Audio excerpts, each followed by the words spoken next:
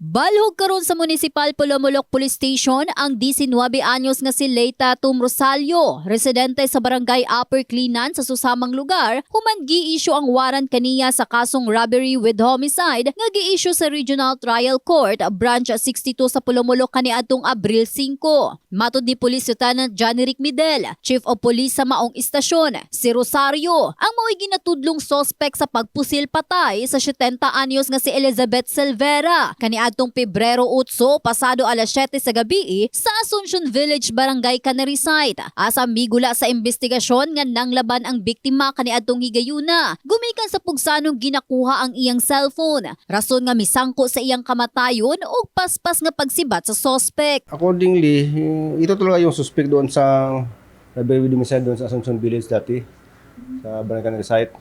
Siya talaga na-identify ng mga victims doon na siya talagang gumawa nung agaw ng cellphone ng matanda. Tapos involved din siya sa mga petty crime dyan sa kanilang lugar. Siya din ang laging nasuspect sa mga kawat-kawat, sa mga ganun-ganun, mga small krimen.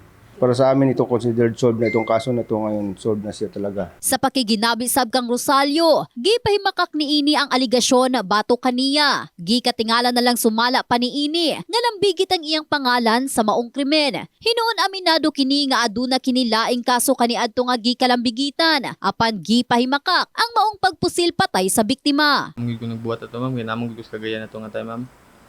Nga, napresya po ko dito ba? Napod ko'y ginatubang ito nga hearing. Yes ma'am, pero napo ko sa kagayan ma'am, gignan ko sa akong mga ayan nga nadako na ko'y warrant diri, pero akong yulian ma'am, kaya siyempre wala mo nagbuhat og sala. Kaya naman po daw mga igsoon diri, wala ginikanan, broken family na pod mi. Nya ako na lang tabang sa mga igsoon ba, motong yuli ko diri. Gipaabot sab ni Rosalio ngadto sa kabanay sa biktima ang iyang mensahe. Tubang na lang ko, kaya wala mo po ko'y mabuhat. Kuyog na lang ko. Makapanin yung nagpatay gid ba? Stisya lang po sa napatay. Nisod kining mapasingilan ta, wala ito ibuhat. Dugang pa ni Medel, walay giisyong piyansa alang kang Rosalio alang sa iyang temporaryong kagawasan. In the heart of changing lives, kini si Russell Jean Mantile. Brigada News.